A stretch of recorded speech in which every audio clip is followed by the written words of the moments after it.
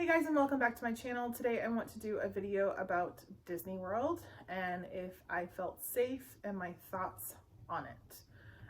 We went to Disney from December 19th through December 22nd of 2020. We flew in, we took the Magical Express, we stayed at Pop Century, we used buses and Skyliner transportation. Sorry, I had a phone call. We stayed at Pop Century, we took the transportation, we ate at both sit down and quick service at Pop Century, at Disney Springs, at Epcot, at Magic Kingdom, at Yacht Club, and what else can I say? We had tickets, Park Hopper wasn't available yet, but yeah, so did I feel safe? Okay, it is much later and I'm going to apologize now because Trevor is talking on his video game, but I wanted to get this video done. Okay, so I'm gonna kind of go broad and then I'll sink into different topics. Did I feel safe at Disney? Yes. I actually felt safer at Disney than I probably did anywhere here in Georgia. Were there times that I felt uncomfortable? Yes. Could I get away from that? At that time, yes. So I will say I won't fly again until all this is over. I did not feel safe in Atlanta Airport. I didn't really feel that great in Orlando either. I felt extremely unsafe on both planes.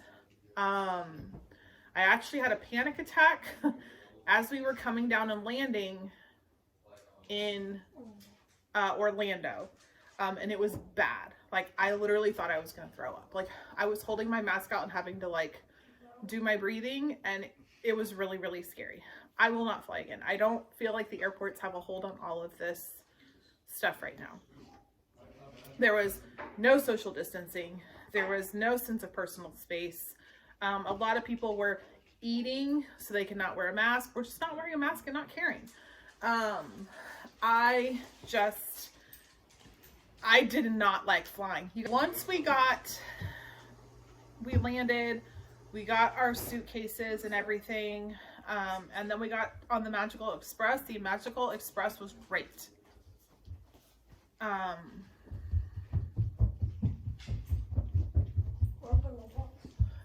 As we, got our luggage and we walked up there, there was a lady there, explaining to us all the protocols, what is expected of us and what will happen if we don't follow.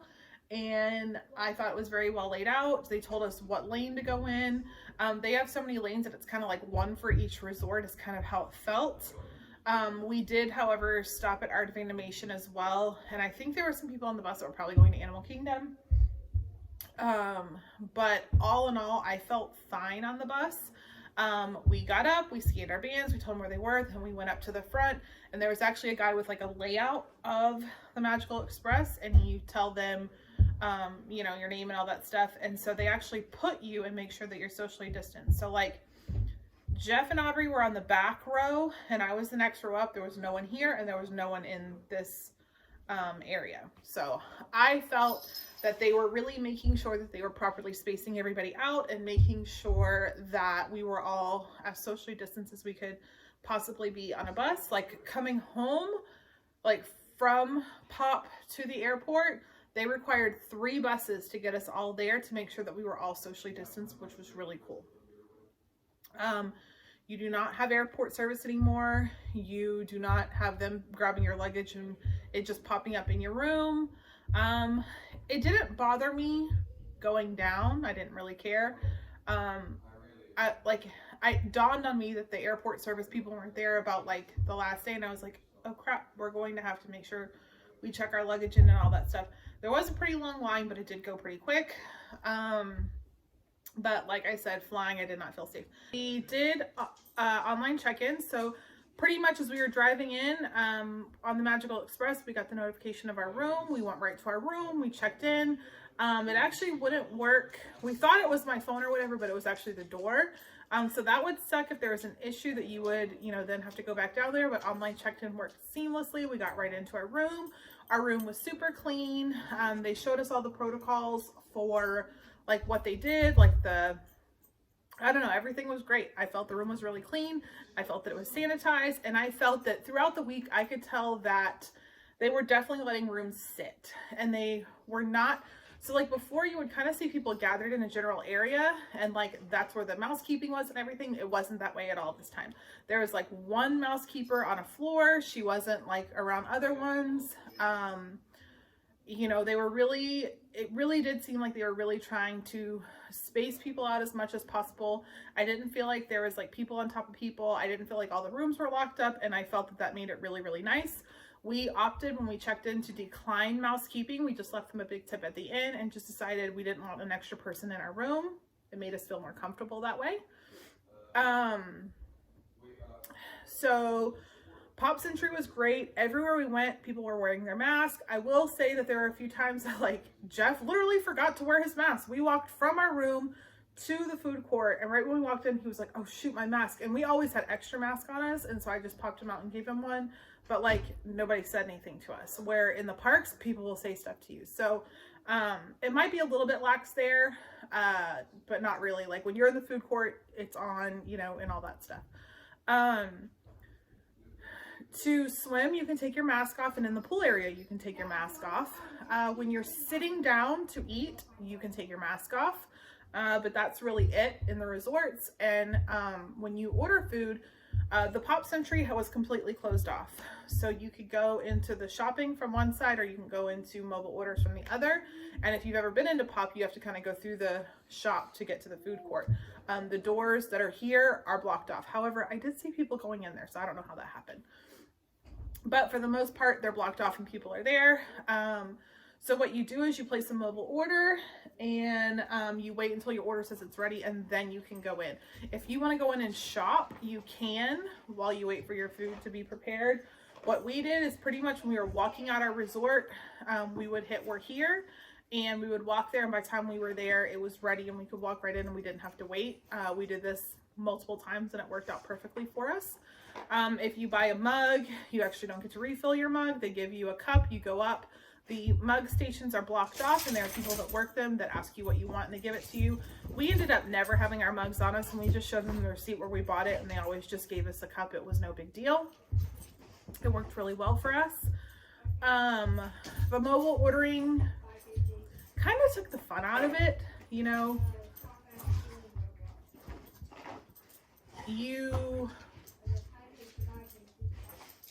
You know, sometimes you want to walk through that case and see that Mickey cupcake and grab it and whatever. And so you didn't get to do that. And that, I won't say it took the magic away, but it was just one of those things that was different. However, it was really nice just to mobile order and have everything done. Make sure you add your gift cards into your wallet if you want to pay with like Apple Pay or whatever. I will say it did feel like food was ready quicker. We weren't waiting in lines or anything like that. That was really nice. But that is something to, you know, you do kind of have to have a phone on you to do online check-in, to do mobile ordering, and a lot of other instances that we ran into. The resort was always, you know, they do capacity checks. There are people there with iPads and entrances. There's kind of one way in, one way out for most places that we saw. So I had no qualms about staying at Pop Century. I felt very safe there. It was really, really nice. You know, it is nice that if you do want to take a break, go get a drink, go get a popcorn, go get something and just go sit down and enjoy it, and sit down and take your mask off. And I feel like it was a little bit more expensive, but I mean, you could bring food into the parks, but it was something that like made you sit down and just kind of think or talk or whatever and enjoy that downtime, so you're not go. I will say too, in all of this, we only visited Magic Kingdom and Epcot.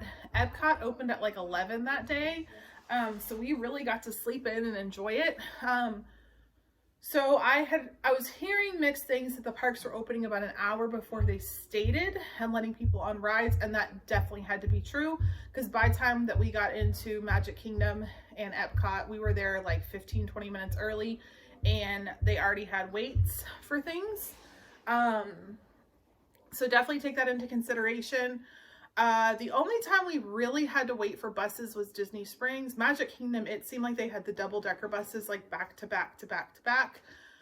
There was very, very little waiting. They really got you on, and the same situation like getting on the Magical Express. The bus driver comes out, he asks you how many is in your party, and he tells you what number to go to so that you are socially distanced from other people. It may not be a full 6 feet, but you're pretty socially distanced from other people, from other groups, and make sure that you go to wherever they tell you to go to keep that flowing. We also took the Skyliner. The Skyliner was really nice. The line looked really long in the morning to get to Epcot, but it was maybe 15 minutes, and it's constantly moving. So it probably honestly isn't much longer than you just casually walking to the Skyliner or bus stop or whatever. I didn't feel like there was issues with transportation. If you take the Skyliner, you're in there by yourself. At least there were for us, for the 3 of us. And we rode it multiple times and we enjoyed it. However, I would make sure that you leave a little extra time, because it does take a while to fill up all the buses, to make sure that you allot yourself enough time to get where you need to go. I do think that the next time we go, we'll be going with a family, and we'll actually have my car. We'll probably just drive. I think it'll be easier, unless we're on a Skyliner area, and then we'll take the Skyliner just to take it, because Aubrey really enjoyed the Skyliner. She loved it. I think she could have rode that all day with no place to go. Like at nighttime, she'd be like, let's just take the Skyliner to the Riviera or wherever, you know, just for fun. So that's transportation and the airport and the hotel. How are the parks? I felt the safest in the parks. You know, you go through you go to get in, you go through the scanners, you get in, you don't have to use your finger anymore. You get in, there are cast members everywhere making sure your mask is on. I didn't really have any issues with my mask falling down, but we did see people that like weren't wearing it properly, and they were told to put it on correctly. Socially distanced markers everywhere, but it makes lines look atrocious. So when we got in line for Test Track, it said it was 105 minutes. We waited in line for 40. When we went and got in line for Soarin', it said 70 minutes. We waited 20. Living with the Land, 25 minutes. It was walk-on. Aubrey waited in line for Figment for 30 minutes, and she had waited in line, rode the ride, come out in like 15.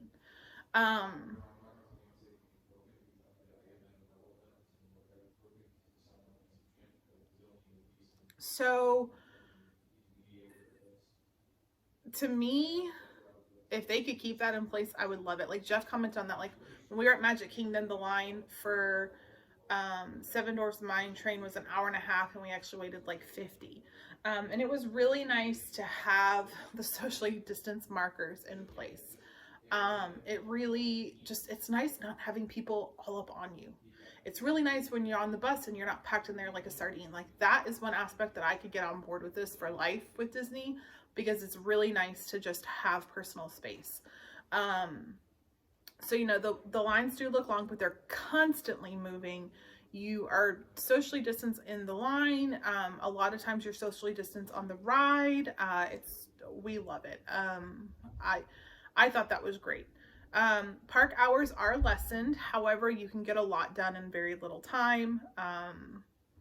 Pay attention to the signs, to the cues. Things do, you know, go fast. If you can get there early in the morning, maybe take a midday break to eat and then go back to your resort for a little bit and go back at night. It works out perfectly. You pretty much can do everything in one park in a day. We did not have any experience with park hopping because we were there in 2020.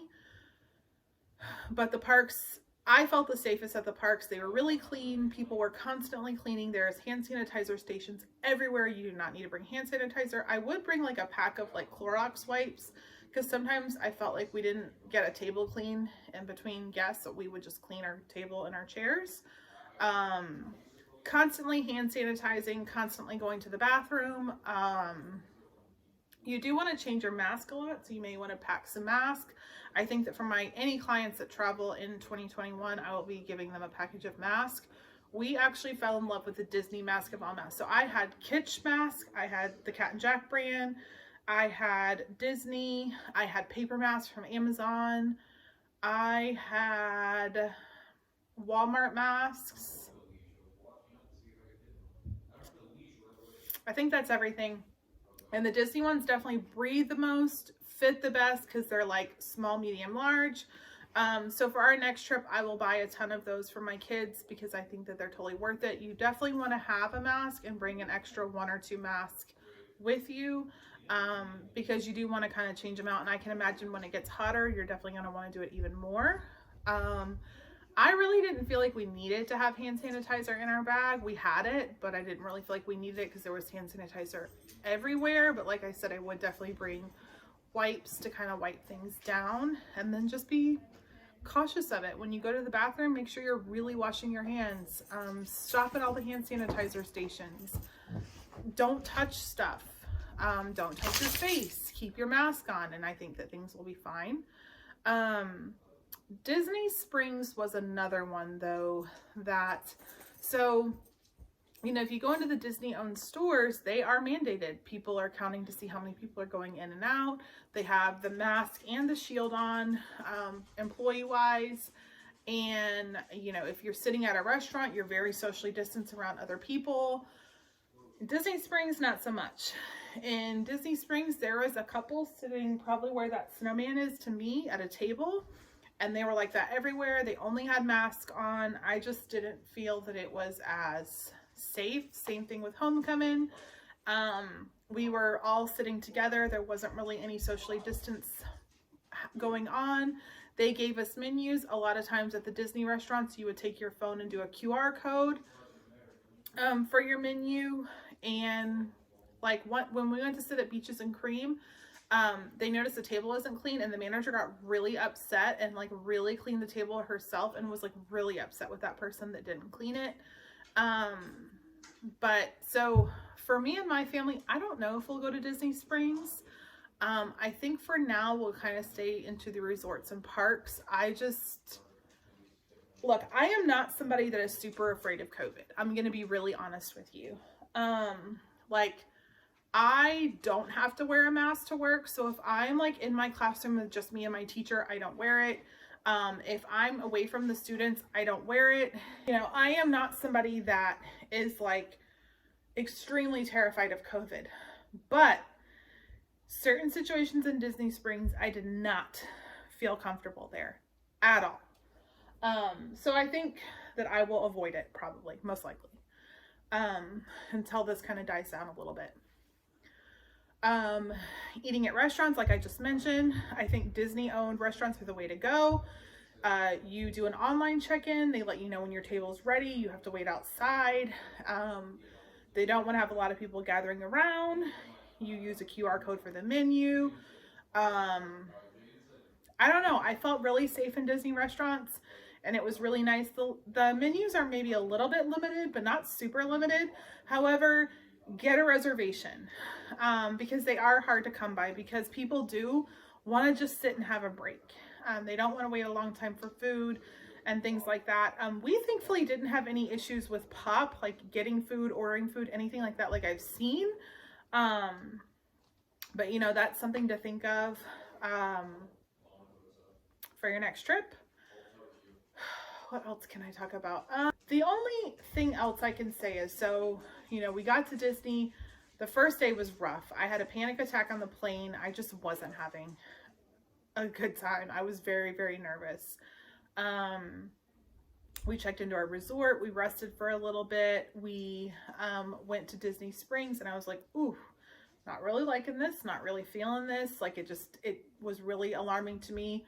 We went and checked in for our meal at homecoming. We ate at homecoming, and I shouldn't have done it. I looked at it. We ordered a few things to split, and then we ordered a macaroni and cheese, and like literally you could press with a spoon and just grease popped up. Like it was this thick of grease. So I took a bite of it, and literally I was like, I don't feel right. I went to the bathroom and literally was like this, going to throw up because of the grease. So like I went back to my room and laid down for a little bit, and I just was not feeling good. And then the next day we went to Magic Kingdom, and you walk in and you see all the characters up there, and it's like, okay, this isn't the same, but you're still in Disney, and you hear the music and you see the people, and then you turn the corner and you see the castle. And that was the first time I had seen the castle different, and I cried. And it's so different. It's such a different feeling. It's not the same Disney. I'm going to be really real with you, but it's also the same Disney. And so you have this constant push and pull, I think, for like a day or two of you're like, okay, this isn't the Disney I want, but this is Disney, this is what I need. And it's a good push and pull because you almost have to accept it, kind of like we've accepted everything else going on in the world right now, how everything is different, everything has changed, nothing is normal, nothing is the same. And it can be a very enjoyable trip. You know, you go to Epcot and like a lot of the topiaries aren't there, and if you look around, you know, some things have been cut. You know, there's no airport luggage, the landscaping is lacking. Some of the cast members just look sad. They just feel, you can tell they feel sad. I've talked with a few cast members and they're just like, we want the people back, we want the people here, we want the magic here, we want everything back to normal. And so it's this push and pull of, you know, trying to pull back to normalcy, or whatever we know as normalcy at Disney. And I think that it's getting there. And I think that for the next few months, it might be a little bit sketchy. You know, I don't know how bad it's going to get. But then I think once we pull into the summer and then the fall, I think things will get better and better. I think Disney will slowly start to add more and more back and take away some of those restrictions. But I do, and I don't know anything. I know I'm a travel planner, but I truly don't know anything. But I think that we will be in mass for all of 2021. I don't see that changing. I can see the distancing guidelines for a while. I can see the limited capacity at things for a while because it's not hurting right now. Don't know if all resorts will open anytime soon. I think that they're taking this time to kind of refurbish things and, you know, redo things that kind of needed it. Kind of like how we all kind of did house projects and stuff like that. But it's still an enjoyable trip. This was probably the best one-on-one trip I had. Aubrey and I laughed so hard. We had so much fun. We had a lot of quality moments with characters. We had a lot of quality moments just waiting in line for things and having conversations with one another and just sitting down and being like, God, I'm glad we're back. And so it is what you make it. If you want that perfect trip of everything being perfection, this is not the time to go. If you've been a few times, it's definitely might be some time to go. If you have teenagers, this might be a good time to go. That's what we saw a lot of like parents with like older kids, teenagers going, a lot of like grandparent, older grandkid trips, things like that. So, I am so glad that we went. We are actually planning to go again.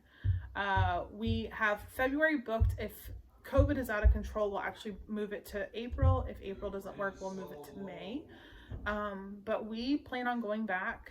We are very excited to go back. Disney is actually releasing a promotion that if you stay on site, if you buy 4 days worth of tickets, they'll give you 2 free.